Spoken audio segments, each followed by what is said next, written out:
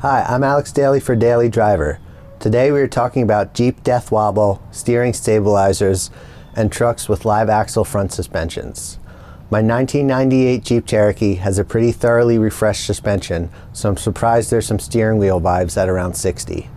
Vibration like that at certain speeds, which can be so bad it earned the name Death Wobble, are a design flaw of tough trucks with a live axle front suspension.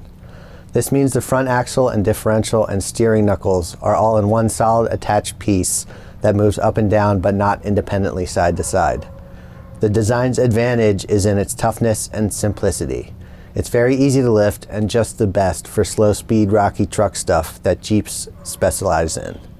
You also see this design on heavier duty trucks like F-250s and up because it's stronger and simpler for load carrying. The problem is that it feels like you're driving this table down the road, and if any bit of the suspension or wheel bearings or wheels is off, a bump reverberates through the squared off design. This brings us to the steering stabilizer. If anything else in your front suspension is the actual culprit, a giant steering stabilizer after you hack the fenders and put on some 35s won't really solve the problem.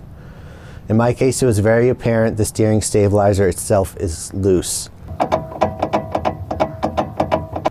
Jeep JKs, JLs have both had issues with TSPs and maybe even a settlement for Death Wobble.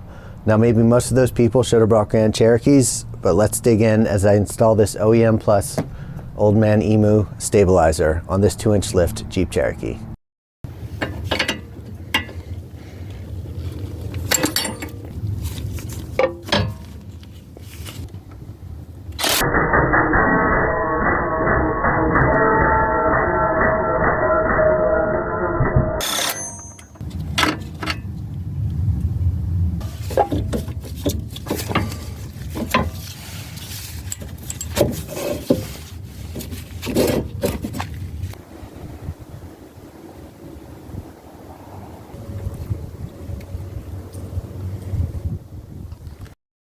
I didn't use this new tapered drag link bolt. The old one with the capsule nut looked fine. Undoubtedly, part of the problem was this bolt that was in there was undersized. I replaced it with this big galvanized heavy duty one I had around. It might be a 3/8 construction. Does the trick.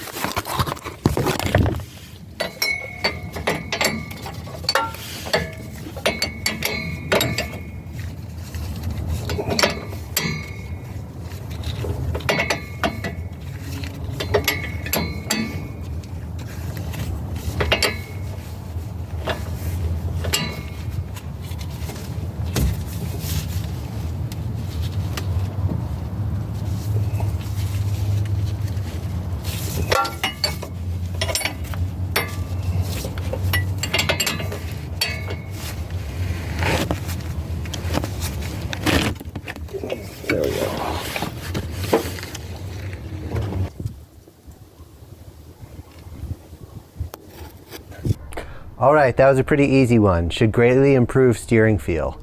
I'm Alex Daly for Daily Driver. Thanks for watching.